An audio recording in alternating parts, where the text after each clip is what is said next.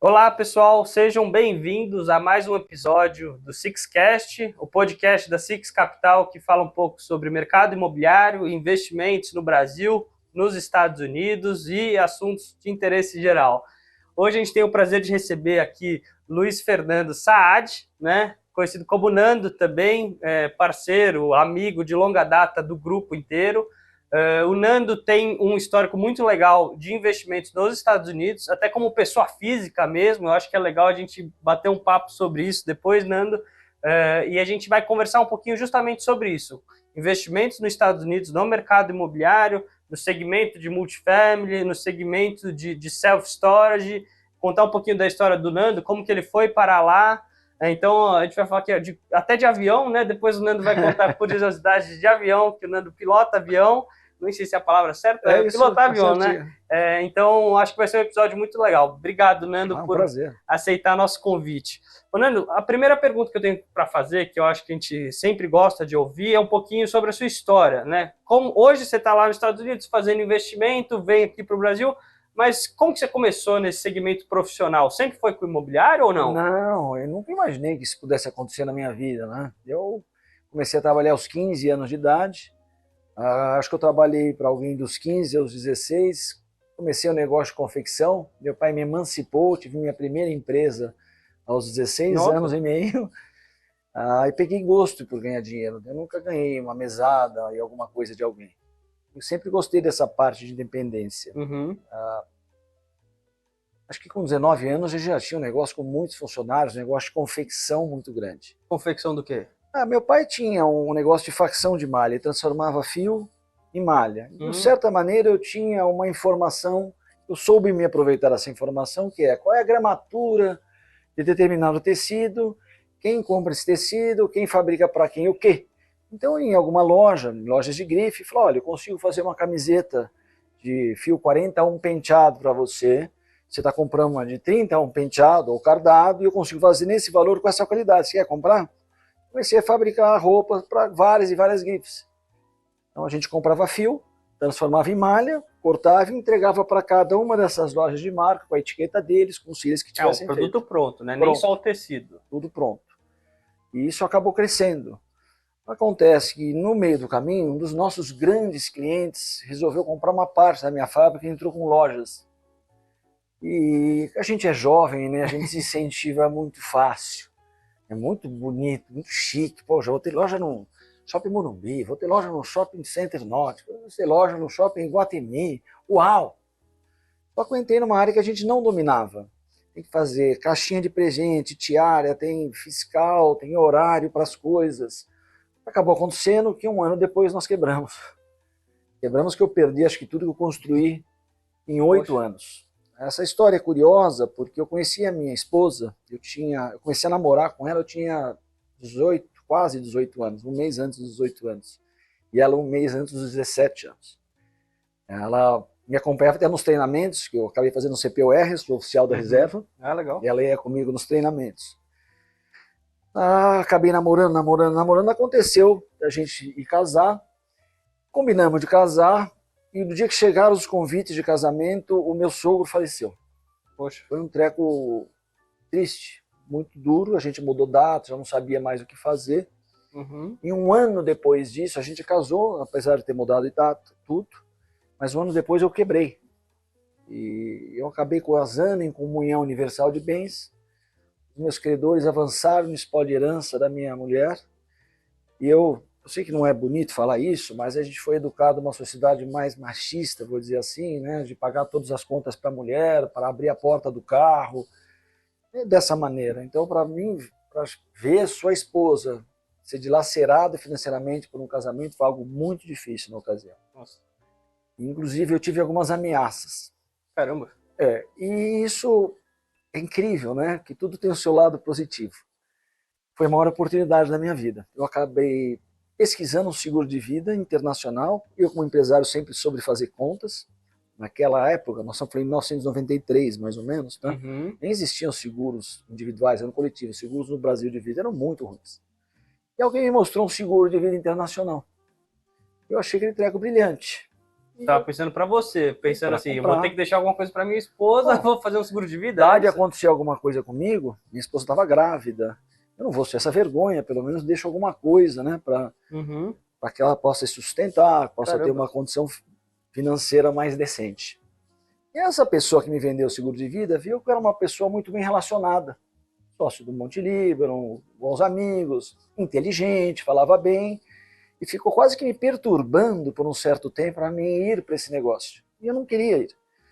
Comecei a trabalhar com seguros, com um amigo que fez CPOR, que na época eu era o rico e ele não, e anos depois ele estava rico e eu não. Aliás, eu devia muito dinheiro. Eu até pedi uma ajuda de custo quando eu comecei negócio com ele, que não tinha como ir voltar para o escritório deles. A gente ria essa época, mas não foi tão simples naquela. Imagina. Tá? Eu acabei me envolvendo com esse negócio de seguro de vida, fiz as recomendações para ele, e acabou me dando um resultado financeiro, me trouxe um dinheiro, um rebate de uma comissão. Você vendia, literalmente. Não vendi nada, eu só dei alguns nomes para eles. Tinha muitas pessoas que, inclusive na corretora, tinham me pedido por seguro de vida e, como eu acabei comprando o seguro, falei, talvez isso seja bom para você também. E esse camarada voltou, olha, obrigado pelas recomendações, todos compraram. Tá aqui um X de dinheiro. Falei, puxa, super obrigado. Vou te dar mais uns nomes. Aí dei mais uns nomes, ele veio e me trouxe mais $5.000, não era pouco dinheiro na ocasião, tá? Sim. Eu, como assim? Pô, você resolveu ficar com um quarto da comissão que você não quer fazer um negócio, você só quer me recomendar. Eu te falei, se você estivesse fazendo um negócio... 4 vezes mais. 2,5 vezes mais, pelo menos. Eu falei, bom, isso me interessa. E comecei a fazer essa atividade. Diante do meu problema financeiro e diante da oportunidade, eu acabei dando uma acelerada para cima desse negócio muito forte. Eu acabei tendo uma indenização, uma pólice de 48 horas, onde eu financiei o cliente, uma pólice que eu levei quase 3 meses para conseguir emitir. Era casado, mas morava com os pais, jovem, um seguro muito alto, a companhia fazia muitas questões. E 3 meses depois, quando eu fui no escritório desse amigo, tinha uma clareira na sala do sócio, ele falou para mim, olha, meu sócio me deu um tomo muito grande, eu não tenho condições de pagar agora. Eu falei para ele, X, não posso dar nome? Sim. Se você quiser não fazer, é só me falar, não é um problema. Agora, se você quiser fazer uma questão de tempo, me dá um sinal e me paga depois, porque eu tive um trabalho desgraçado para provar isso aí, não precisamos fazer isso de novo. Sim. Ou você faria isso por mim? E por que não? Me deu um cheque, um sinal de praticamente 20%, e passou um carro para o meu nome como garantia e disse que ia fazer o acerto comigo em 60 ou 90 dias. Mas tá ótimo. Naquela época voltou o cheque dele com uma linha 11, chamava cheque não desbloqueado. Eu liguei para ele e falei, acho que você esqueceu de desbloquear o cheque. Eu passo na segunda-feira lá no escritório e desbloqueei para você. Eu, quando liguei para segunda-feira para o escritório, a secretária disse que ele não estava, que não viria hoje, não viria mais. Não, ele marcou comigo. Ele era um sócio mesmo dos restaurantes que eu fiquei sócio. Não, ele teve um acidente de carro ontem e morreu. Nossa. E, pera, só para entender, você que tinha pago a pólice dele na pessoa física, na eu amizade. emiti a pólice na sexta-feira. Você pagou do seu bolso. Paguei na quarta-feira, ainda voltou o cheque dele, peguei empréstimo, né, para fazer esse pagamento.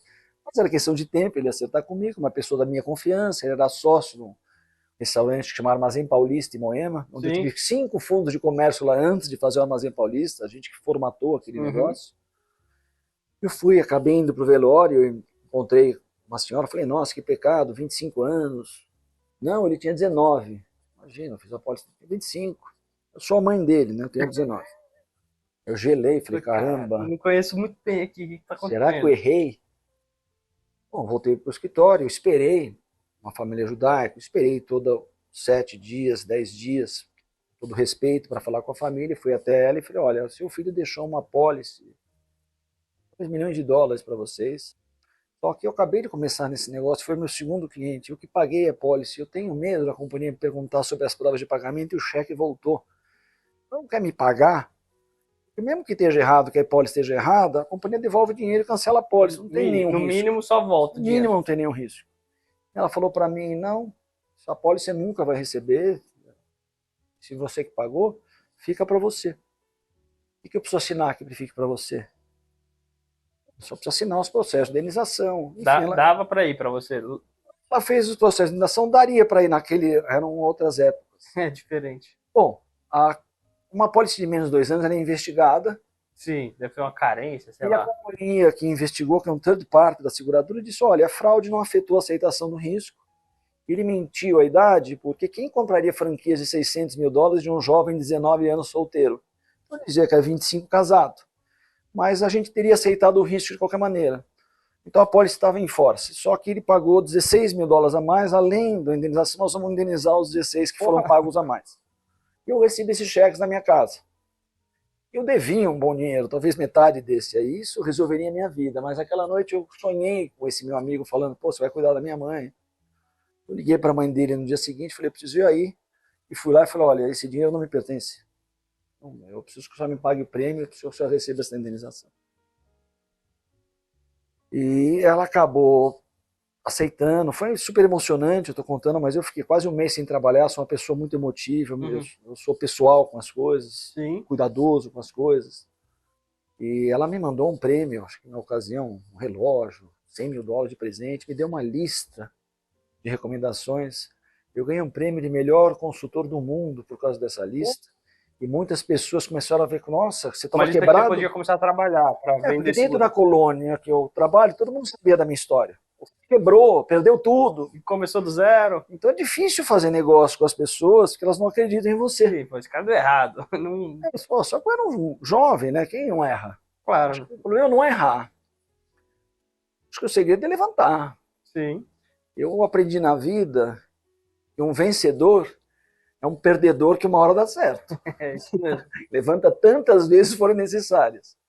Está em vocês.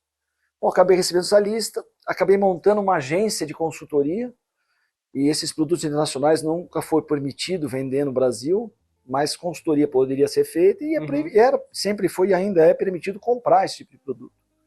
Eu sempre fiz o negócio legalmente correto, acabei desenvolvendo uma grande agência de consultoria, para cobrir basicamente 2 riscos das pessoas, que é o risco de você viver pouco e o risco de você viver muito.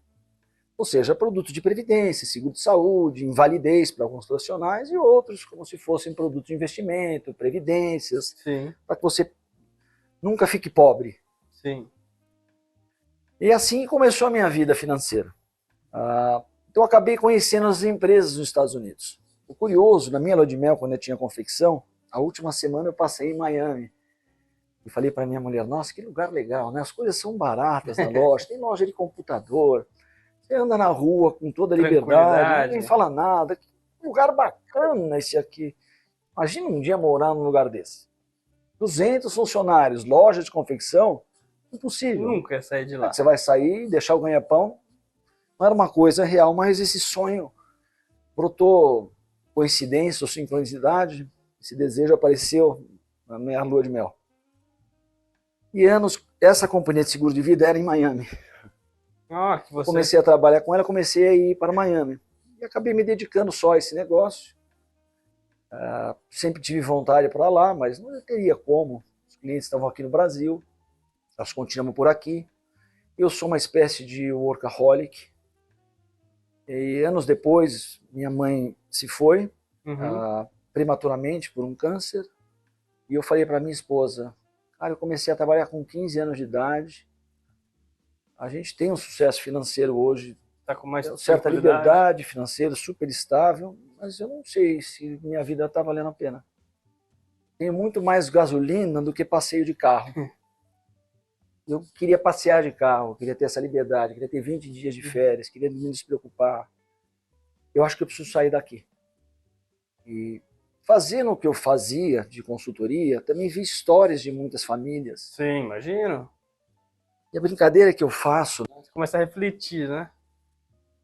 Sim, algumas coisas são extremamente estimulantes. Eu tive a oportunidade de ver pessoas que saíram do nada e fizeram muito.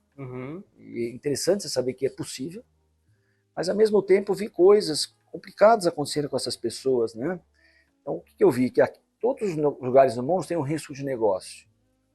Mas aqui onde eu fazia, talvez no Brasil, talvez na América Latina, além disso, tem uma brincadeira, você tem a cultura do rouba-monte ao lado.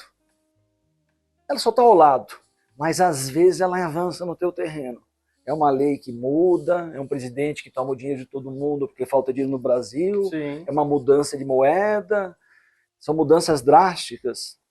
Ou até mesmo quando o governo vem para cima de você e você não pode se defender. Sim. E retroagir contra o governo. Você gasta muito dinheiro para se defender e muitas vezes isso é fatal. Sim. E eu vi isso acontecer em muitas famílias e sempre tive a vontade de ir embora. E não ir embora, mas tentar em outro lugar. Aproveitar mais. Ou se o terceiro mundo é demais, Brasil é demais. Imagina o primeiro mundo. Então eu tive essa vontade e em determinado ano eu falei, nós vamos passar 5 anos fora e vamos ver no que vai dar. E assim que a gente tomou essa decisão, em 2012 aconteceu isso. Eu acabei conseguindo isso somente no finalzinho de 2015. Primeiro, janeiro de 2016, eu pus a família. Com a história de ficar 5 anos. E eu nunca digo que a gente nunca vai voltar, porque é um termo pesado. Assim, digo que a gente vai ficar mais 5 anos. Mas se acostumou. Eu adoro lá. E a gente tem a oportunidade de vir para cá, ver a família, ir nos restaurantes, que a gente chama do sal da salada. Mas a salada mesmo é lá. E eu me sinto mais à vontade. Eu não tranco a minha casa, eu vou no condomínio com o carrinho de golfe, a chave fica no contato. Eu vou de moto no supermercado, não tiro a chave da moto. Sim. Sente uma liberdade tremenda.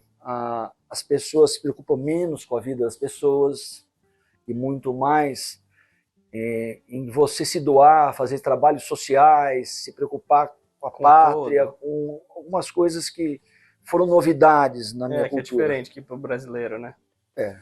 E dos investimentos imobiliários nos Estados Unidos? Quando você chega, você já estava fazendo antes de ir para lá? Não. Ou quando você chegou lá que você começou a pesquisar? Porque é uma área que eu posso falar nada a ver uma com a outra, do seguro para o imobiliário. Olha, a gente sempre morde a língua na vida, é incrível, né? Eu tenho que dar boa palmatória e ter humildade de saber que um dia você teve errado e poder evoluir. Eu sempre praguejei para os nossos clientes qual é o melhor negócio do mundo. O melhor negócio do mundo é o negócio próprio. Os caras mais ricos do mundo são donos de negócio próprio. Ponto, parágrafo. Concorda comigo? Sim. Qual que é o segundo melhor negócio do mundo? Ser sócio desses caras. Como? Comprando ações das empresas deles. E ponto, parágrafo. Só que você vai passando o tempo, você vai vendo que em 10 anos, daquelas 100 empresas que você admirava, ficam 5, 6, outras 90 e tantos somem. Sim. Então existe um risco de mercado nesse segmento. E sempre praguejei contra o mercado imobiliário, por quê? Porque quando alguém entrava no mercado imobiliário, você não tem liquidez, aparece uma oportunidade de você fazer uma compra de ações, seja no mercado de investimentos, e você não pode, porque você está com o capital bloqueado. Então o que seria um erro.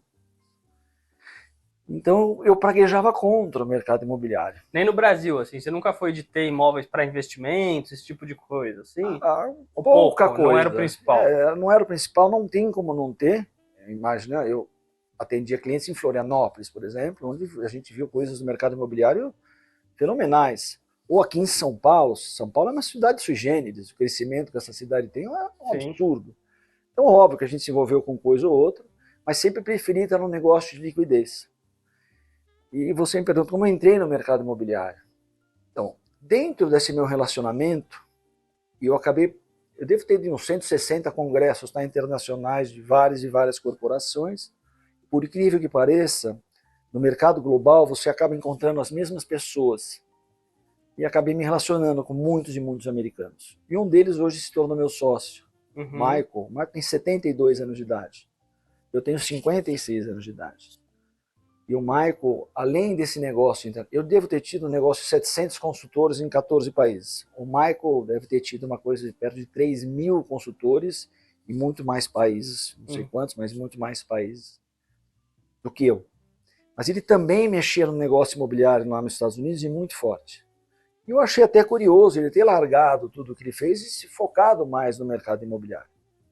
Mas enfim, quando eu me mudei para os Estados Unidos, ele acabou com um amigo me ajudando no planejamento tributário, o que fazer ou não. E embora eu tenha planejado 2 anos, essa mudança, tudo que eu planejei deu errado. Eu tive que vir no primeiro ano 12 vezes de volta para o Brasil, com visto L1 que dura 1 ano. Com o intuito de desenvolver um negócio, poder renovar um negócio que eu desenvolvi, e eu não consegui em 10 meses fazer nada. Então ele me chamou e falou assim, Nando, deixa eu te falar uma história, você é um cara que eu gosto muito, um cara muito correto, Aliás, um dos poucos que eu conheço na América Latina que mexe com o que você mexe, não tem nenhum problema legal. Eu sei que isso não é uma coincidência. Você toma um cuidado especial do tamanho que você se tornou. Mas para você ser feliz aqui nos Estados Unidos, você tem que ter renda aqui. Senão vira uma receita de dor, por conta de câmbio, por conta da cultura do rouba-monte que você tanto Sim. fala. E se você quiser, não tem nada a ver com os seus negócios. Mas pela confiança que tem com você, eu posso te abrir algumas portas. Eu conheço todo mundo aqui. Conheço a história de todo mundo aqui. Sim. Se você quiser investir o seu dinheiro, eu te ajudo. Porque se você não fizer isso, vai acabar acontecendo, e me dê exemplo de algumas outras pessoas, se me permite contar essa história. Claro. Olha, você é jovem, tem um corpo atlético, é simpático, está endinheirado, você vai ficar viajando para o Brasil, vai sair com teus amigos, vai tomar um whiskyzinho, vai dar uma risada, alguém vai encostar em você sem querer, você pode se envolver com alguém vai tirar uma foto, sua mulher vai ficar chateada, teus filhos vão te odiar, tua mulher vai separar de você, você vai acabar se envolvendo com alguém, você vai perder o que você tem de mais precioso, e eu sei o quanto você gosta da sua família, o quanto precioso, e vai acabar voltando para o Brasil. Então, se você quiser, eu te ajudo aqui. Tem um cara que está aposentado, super bem estabelecido na vida. Sim.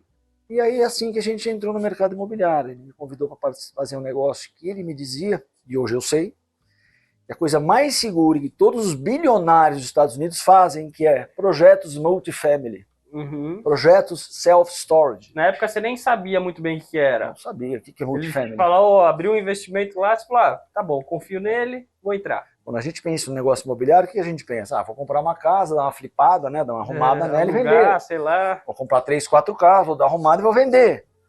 Alguém chegou para mim, olha, nós vamos construir um condomínio de 300 casas, vamos alugar as 300 casas, depois tiver alugado. Vender tudo o bloco.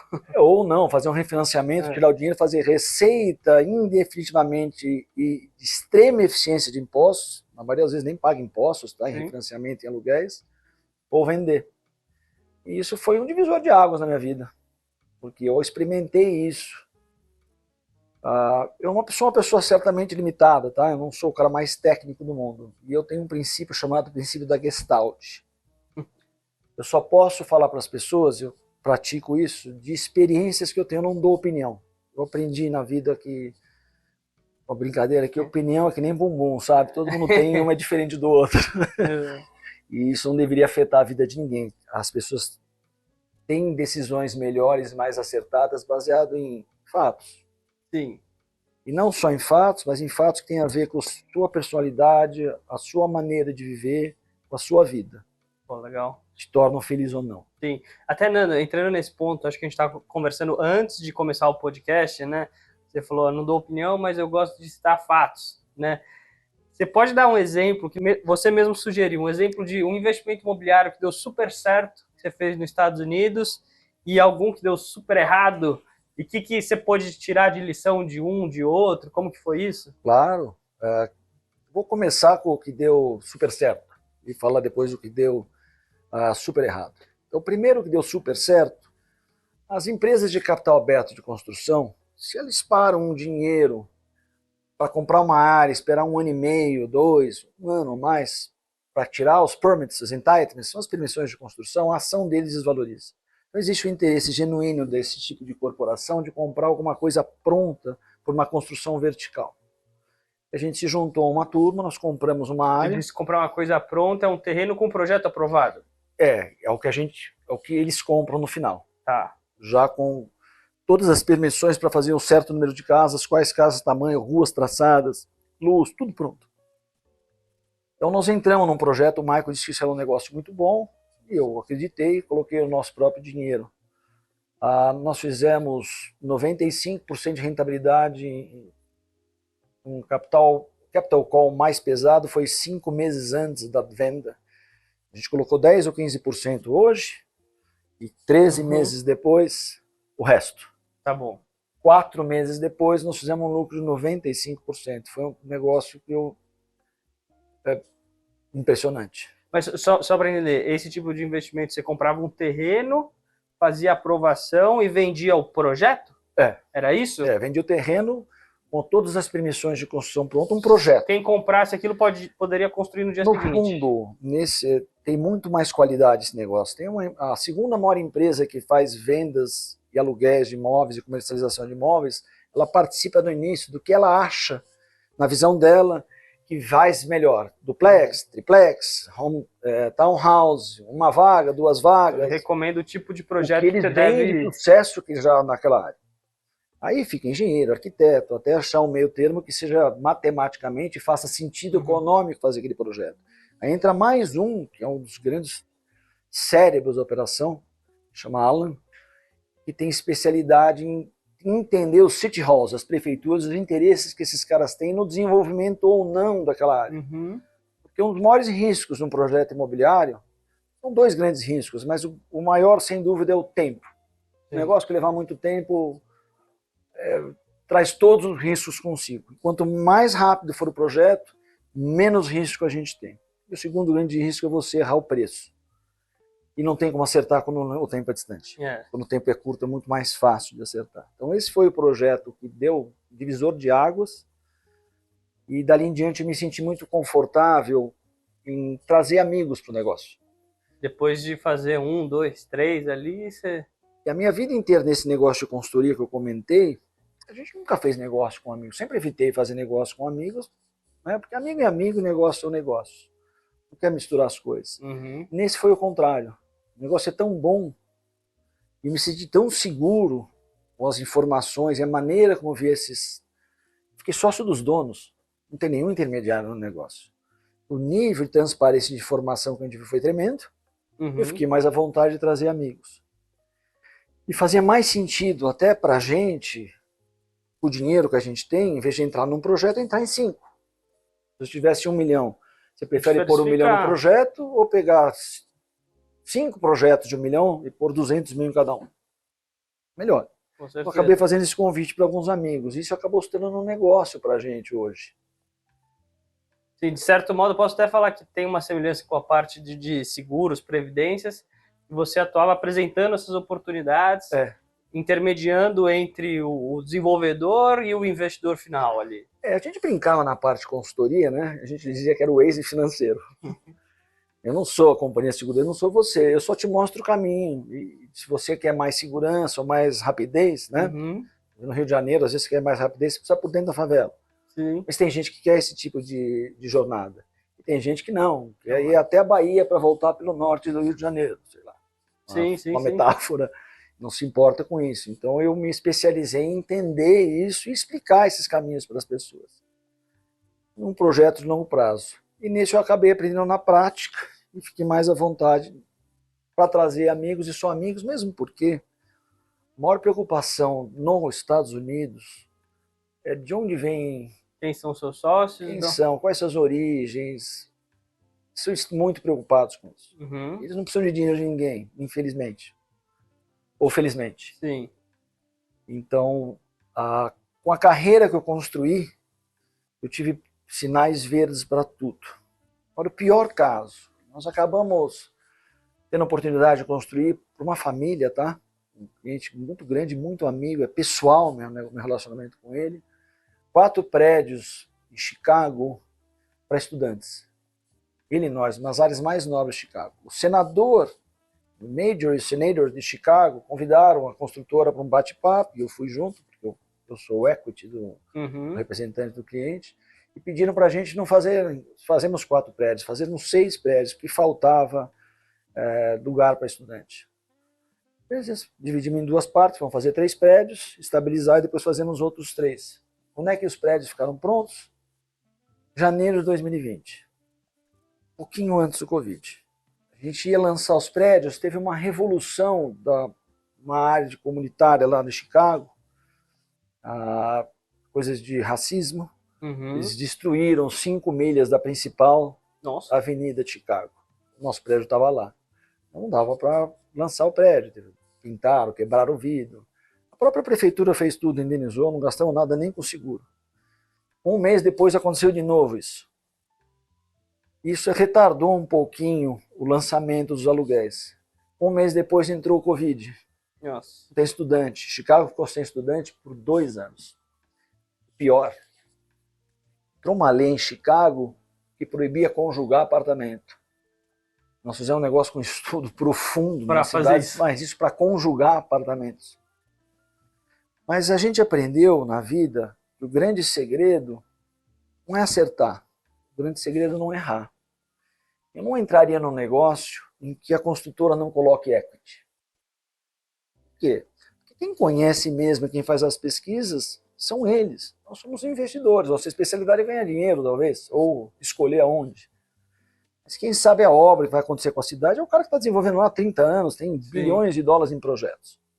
Então eles trouxeram três soluções para a mesa, e uma delas, que foi a escolhida, a gente deixa como está, faz apartamento de luxo, em vez de ter 34 apartamentos nas unidades, em cada um desses prédios, a gente vai ter 19, nós vamos diminuir, isso vai diminuir o cash flow, vai diminuir a lucratividade, mas a gente não precisa pôr mais dinheiro nenhum. Ou coloca mais um dinheiro e adequa o apartamento e volta a ser o normal. Ou desiste do negócio, tira o dinheiro, estamos 2 anos e meio com o dinheiro parado, perdemos o poder de compra, poder de oportunidade do dinheiro, não ia perder dinheiro nenhum. Nenhuma das três então num oportunidades. cenário ruim, você sai pelo menos com o principal ali. Mas foi uma época que o mercado de ações estava dando muito, então a sensação que daria é que a perda foi tremenda, tipo 15% ao ano, alguma coisa assim, se você olhar esses anos, 2019, 18, 20. Bom, acabamos optando pela essa adequação, os prédios estão 100% alugados desde então. A gente não ganhou dinheiro ainda lá, mas também ninguém perdeu. E a hora que baixarem as taxas de juros nos Estados Unidos, vão fazer um bom dinheiro. O que eu aprendi lá? Negócio imóvel, às vezes, ele não tem liquidez. Mas se você não precisar desfazer do negócio, tem que esperar um pouquinho mais, sei lá, para fazer seus 12% ao ano, 15% ao ano, tem alguma coisa errada nisso? Sim. Então, questão de tempo. Se você entra no mercado imobiliário, é só não ter pressa. E a melhor maneira de você não ter pressa é diversificar projeto. Que nunca vai acontecer, muito improvável, para dizer nunca, uma palavra pesada, de todos os segmentos... Dá tudo errado toda hora. Dá errado. Então a gente acabou aprendendo, o que eu aprendi, o que eu percebo na vida? Tem 3 mercados que são extremamente consumidores. Energia, alimentação e moradia. Não importa o que aconteça, tem consumo. Ele tem que existir.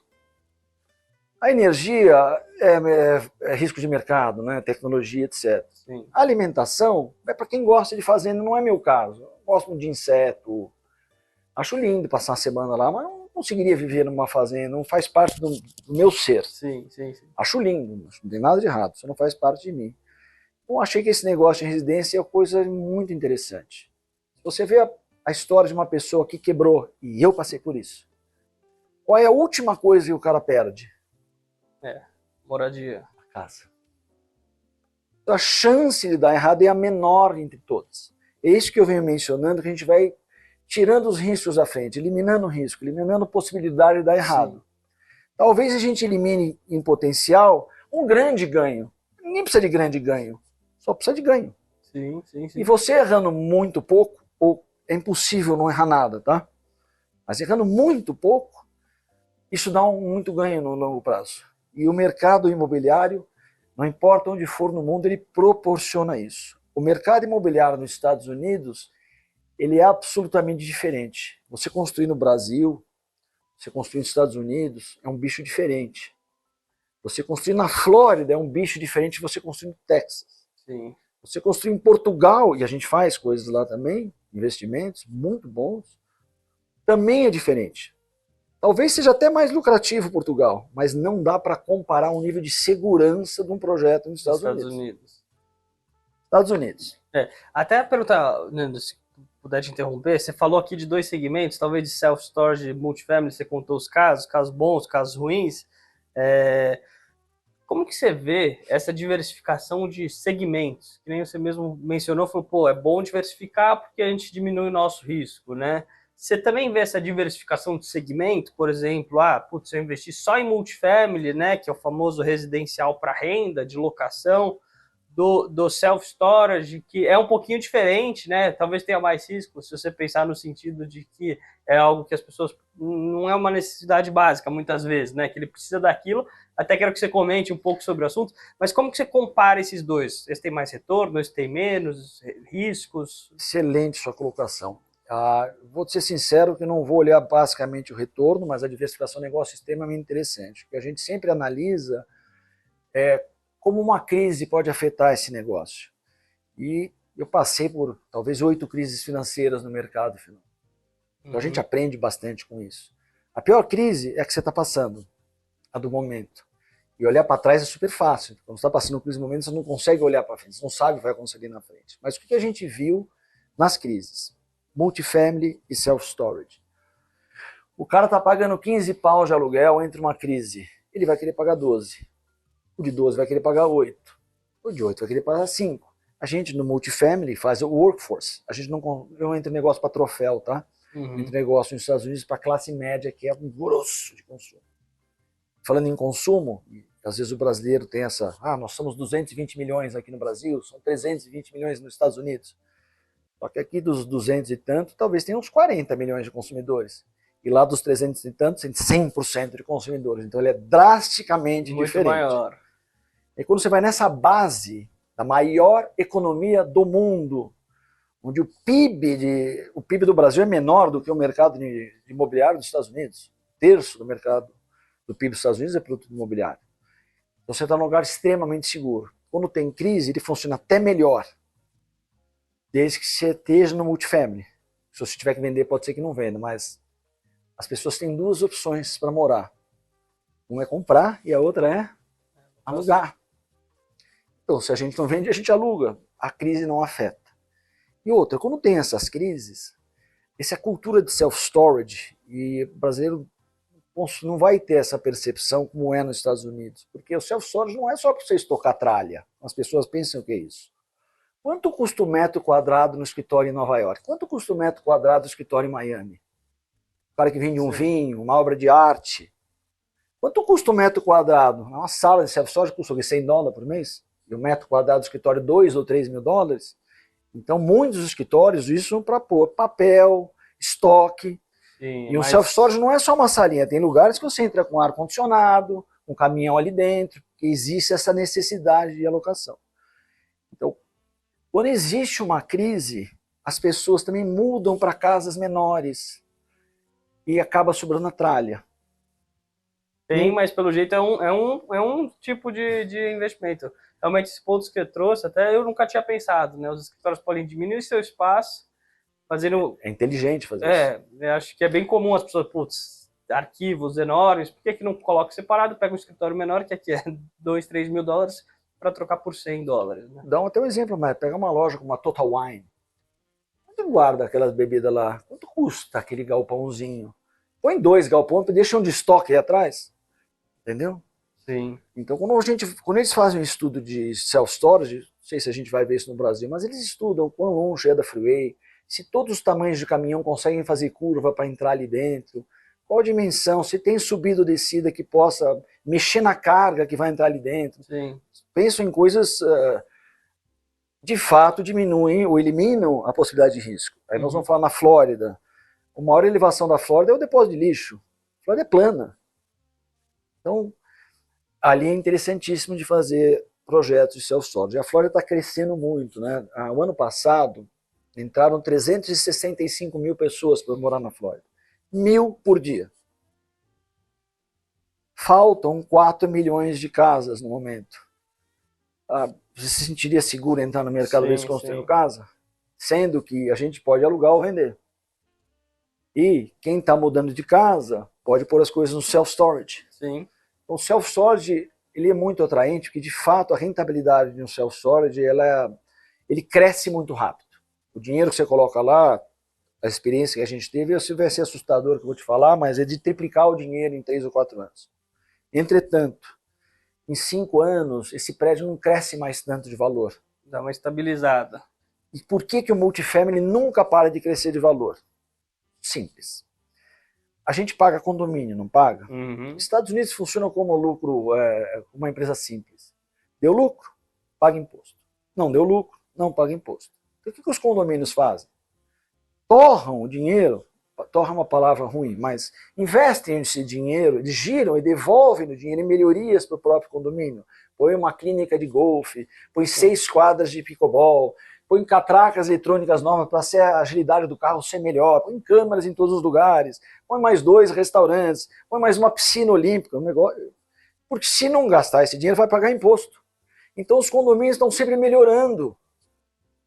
As regiões vão ficando, além disso, mais populosas, a pessoa vai subindo para o norte, vai valorizando lá, e aqui super valorizando. Então você vê um projeto multifamily extremamente seguro por conta disso.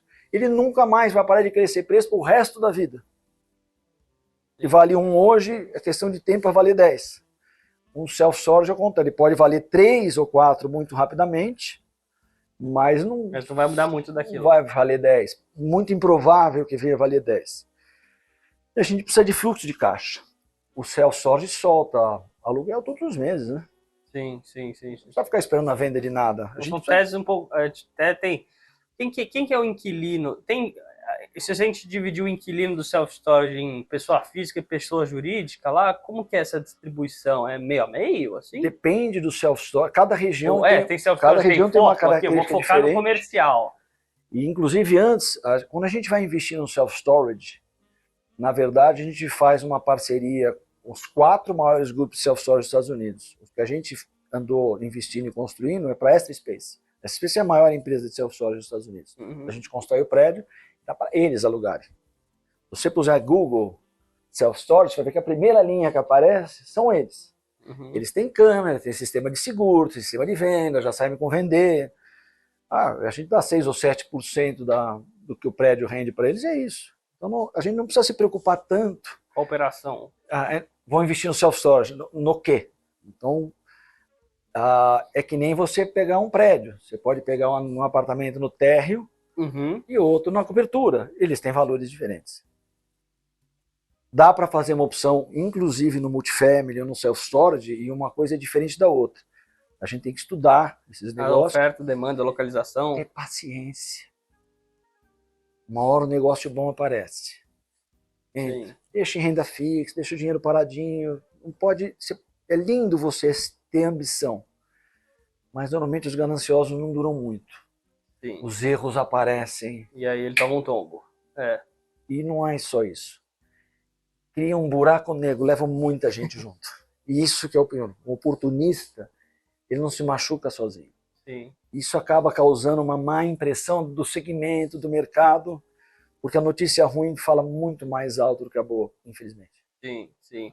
Pensando aqui nos brasileiros, até falar um pouquinho de perspectiva, eu queria que você falasse 2 pontos, talvez até divida aqui a pergunta, mas assim, para o brasileiro, pessoa física que ainda não conhece investimento nos Estados Unidos, principalmente no imobiliário, que eu acho que é um investimento que não é o primeiro investimento que o cara faz, né? Primeiro ele vai entrar ali na renda fixa, vai talvez ver alguns fundos, investir em ações, para só depois investir no imobiliário, talvez, né?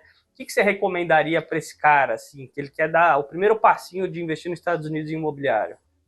Excelente colocação. Obrigado por ter falado isso.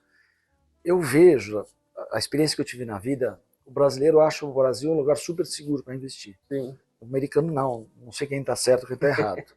Mas você tem 800 bilionários nos Estados Unidos, eu não vejo todos eles investindo aqui no Brasil, eu vejo alguns em alguns segmentos.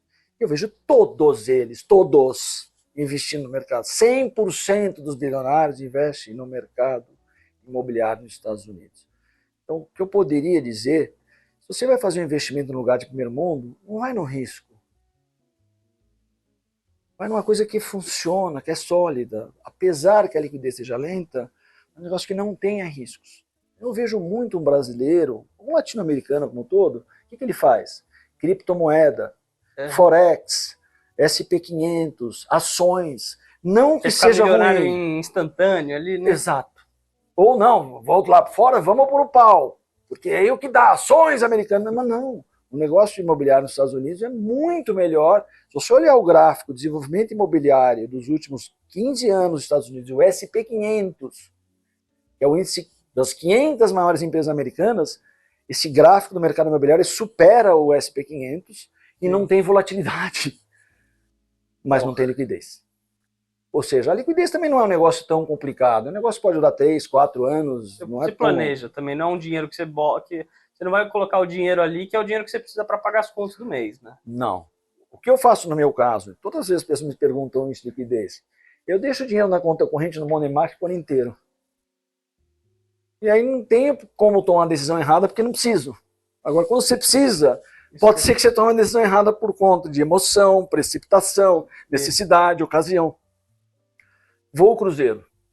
Eu, antes de trabalhar aqui no mercado imobiliário, eu também trabalhava assessorando pessoa física com recomendação de carteira, planejamento financeiro, e eu falava exatamente isso. Eu falo, o primeiro dinheiro que você tem que ter é um dinheiro que você vai resgatar a qualquer momento, tem que cobrir aí pelo menos quem sabe até 2 anos da sua vida de custo.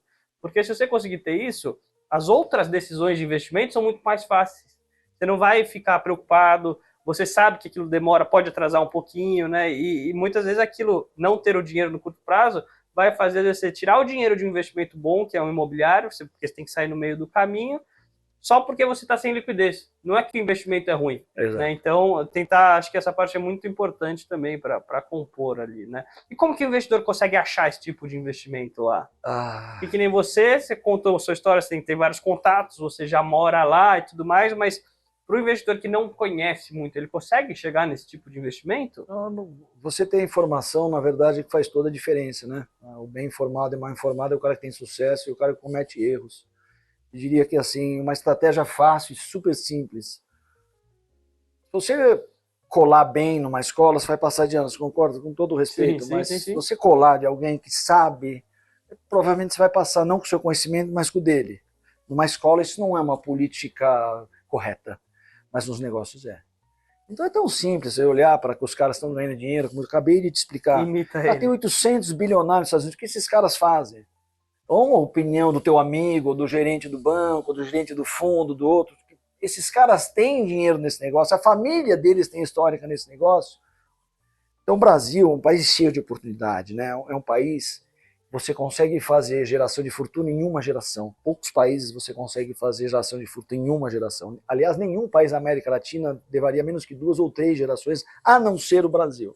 Os Estados Unidos também têm essa característica.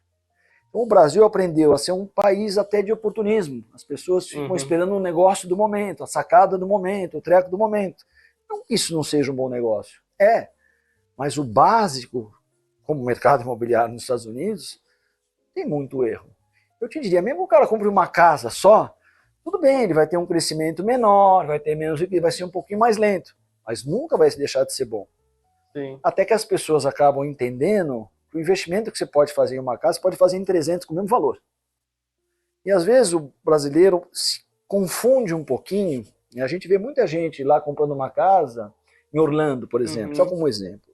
Por que quer ir para Disney? É muito melhor fazer um negócio de investimento imobiliário diferente do que esse e ficar no hotel e deixar as roupas lá, que vai ganhar mais dinheiro do que ter a casa. Sim. E vai ficar mais bem hospedado do que você ter uma casa para ir lá. Cuidado, se você tem todo esse capital, que isso não atrapalhe, nada de errado. Agora, você fazer um planejamento como esse, não que seja ruim, mas tem muita coisa muito melhor. E a gente tem que procurar não pelo bom, pelo excelente. Sim. Legal. Legal, Nando. E só para a gente, chegando mais ao fim aqui, falar um pouquinho de perspectiva, né? Você já deu algumas dicas para a pessoa que quer entrar nos Estados Unidos, mas como que você vê aqui, você acha que esse cenário talvez de guerra no mundo afete, juros mais altos, agora que está com uma perspectiva de cair, mas ainda está num cenário um pouco mais alto, você enxerga algum tipo de crise? Qual que é a sua expectativa de Nando? Se você fosse fazer um investimento hoje, o que você olharia que você acha que tem risco ou oportunidade para os próximos anos? Como eu te falei no começo, a gente sempre vai optar por uma coisa de segurança, né? Então, qual é o país, qual é a maior economia do mundo? É os Estados Unidos. Qual a segunda maior economia do mundo? É a China. Então a China é um negócio bom para trading, mas não é tão bem regulamentada para investimentos. É obscuro. Nos Estados Unidos você tem informação pública de tudo. É muito fácil fazer due diligence nos Estados Unidos. Só você se interessar e fazer o due diligence. Então, o que está crescendo nos Estados Unidos? Flórida, Texas, Colorado, Las Vegas. E não está crescendo. E por que está crescendo? Porque tem vantagens fiscais, as pessoas, os próprios americanos milionários vão morar lá, porque vale a pena. Muito mais. E descobriram depois do Covid que você não precisa morar em determinado local. E não tem nada a ver com o clima, tá? Eu já ouvi isso de muita gente. Se você for para Nova York, por exemplo, no inverno, a menos 10, você entra num restaurante, você vai sair suado, porque eles põem 30 graus lá dentro. E se você for no verão, que está 32 graus, você tem que levar uma blusa para entrar dentro do restaurante, você vai por menos 10 graus, você pega gripe se não fizer grupo. Não tem nada a ver com o clima. Já vem pagar menos impostos. Ah, vai ter uma crise. Quem que vai se afetar mais rápido? O primeiro. Quem vai sair mais rápido? O primeiro. Então por que não estar no primeiro? Vai ter medo de estar no maior? As crises são rápidas, né? A reserva toda do Brasil hoje é em dólar. Eu acho um equívoco não ter investimentos. Ninguém deveria. As pessoas... A gente sempre fala do princípio da diversificação. E você precisa prestar atenção se você também não precisa diversificar a carroça. Sim. O que é carroça? É o país. Eu tenho todos os tipos de fruta, todos os tipos de comida na minha carroça, mas só que minha carroça é aqui no Brasil. Sim. Aí o Brasil vai andar de lado. Não importa a sua diversificação. Não sei se você passou, mas na minha idade eu já peguei um presidente que deixou a gente com 50 mil reais na conta. Tava falando disso bloqueou tudo. Eu nunca vi isso acontecer no primeiro mundo. Essa é uma coisa que eu sempre falo. Eu falo, cara, sua família mora no Brasil, sua moradia no Brasil, seu emprego é no Brasil, e 100% dos seus investimentos vão ser no Brasil também. Então, assim, é uma concentração de risco aqui que muita gente não vê, né? Fala, putz, tá longe, Estados Unidos não conhece, é distante de mim, então gera essa resistência. Mas, na verdade, outra moeda, tem o medo do câmbio, né? Mas é uma diversificação fundamental, assim, para a carteira. Você escuta muito aqui no Brasil, né? O dólar tá 5,3. Não é o dólar que está 5,3, é o real. Que tá a referência não é o real, é o dólar. Eu preciso parar de pensar nisso. No longo prazo, você tem uma moeda forte, você está num país estável. Eu não conheço ninguém que teve uma desvantagem mandou dinheiro mandando. E muito pelo contrário, na minha experiência profissional, inclusive na minha vida, eu comecei lá com 5 ou 10% do meu patrimônio. Hoje eu tenho 95% do meu patrimônio. Fora do Brasil. Sim. Eu tenho alguma coisa em outros países, não nos Estados Unidos, mas o grosso está tudo nos Estados Unidos. E muitos outros que nos acompanham vêm crescendo isso, mas não... O movimento contrário você quase não vê. Não vejo. O cara que foi para lá falou, putz, vou voltar. Eu acredito que a melhor maneira do brasileiro respondendo é dar um passo na direção certa, ou de ficar estagnado, ou correr para qualquer lugar. Então começa de pouquinho. O que acontece? Você vai pegar os grandes hubs, né, de investimento. Como é que esses caras se remuneram? Eles cobram taxa administrativa dos fundos. Muitas vezes um fundo não quer pagar a taxa administrativa, então eles não divulgam o fundo. Não significa que não tenha coisa boa. Então, você acha que em viajar, em vez de ir no shopping, só na Disney, esse tipo de coisa, tentar se relacionar com pessoas, em restaurantes, começar a perguntar um pouquinho como é que eles fazem, Sim. onde está o dinheiro de renda fixa dele, como esse cara está vendo o mundo. E ele não tem nenhum interesse financeiro em te falar um negócio. E americano, né? Eu tinha uma percepção no começo da minha carreira, a gente vai crescendo o pensamento. Eu falava pro americano, nossa, o americano é muito interesseiro, né? Esses caras anglo-saxônicos, você chega do lado do cara, já pergunta, o que você faz? Para saber quanto você ganha, para saber se vale a pena fazer negócio ou não. E depende do que for, ele já sai para fazer negócio com você. Aí eu parei para pensar depois que mudei para lá, ninguém fica me convidando para fazer churrasquinho, fica me dando presente, mandando mensagem, bajulando. Não sei quem tem mais interesse e como a gente se envolve. Então eu aprendi que é interessante o pragmatismo. Se tiver alguma coisa que interessa, rapidamente já acontece. Ela acontece. Ou não, não tem blá blá blá, não tem persuasão que encanta. Sim. E às vezes a gente se decepciona e muito depois. Tem a culpa, né? O cachorro só entra na igreja quando a porta está aberta. Legal, né? Pô, Nando, não sei se você tem alguma palavrinha final, mas eu queria primeiro agradecer de novo o convite de ter participado, acho que contar um pouco da sua experiência, contar um pouco das coisas boas, ruins, dar uma dica como os brasileiros podem começar a investir lá, e acho que até a sua experiência como pessoa física, como empresário também, super enriquecedor aqui para o pessoal que conhece pouco, né? A gente também, na Six, a gente tem bastante investimento lá fora, a gente entrou também por demanda de investidor, falou, cara, eu quero diversificar meu risco. Então, muito legal conhecer a sua história, queria agradecer de novo por participar aqui. Também peço para o pessoal que estiver acompanhando, se puder compartilhar, dar like, se inscrever no canal, super ajuda a gente a convidar gente legal aqui, sim, como o Nando. E, novamente, obrigado, Nando, pela participação. É um prazer, sim, fácil, sem fazer milonga, nem a empresa de vocês é uma empresa que dá prazer em fazer negócio, não tem uma tendência de puxar para lá para cá, acredita no que de fato é bom, investe nisso, tem experiência própria. Eu acho que as pessoas vêm procurar esse tipo de experiência, usar esse tipo de veículo, pegar carona num foguete. E dessa maneira você aprender por osmose e se interessar, ler relatório, perguntar, bater papo, saber o porquê. Não é que o negócio deu errado, ele é ruim. Às vezes é o momento. Sim. E não é que ele deu certo que ele é bom, às vezes é o momento. Então tá junto com quem sabe não tem uma tendência mais forte.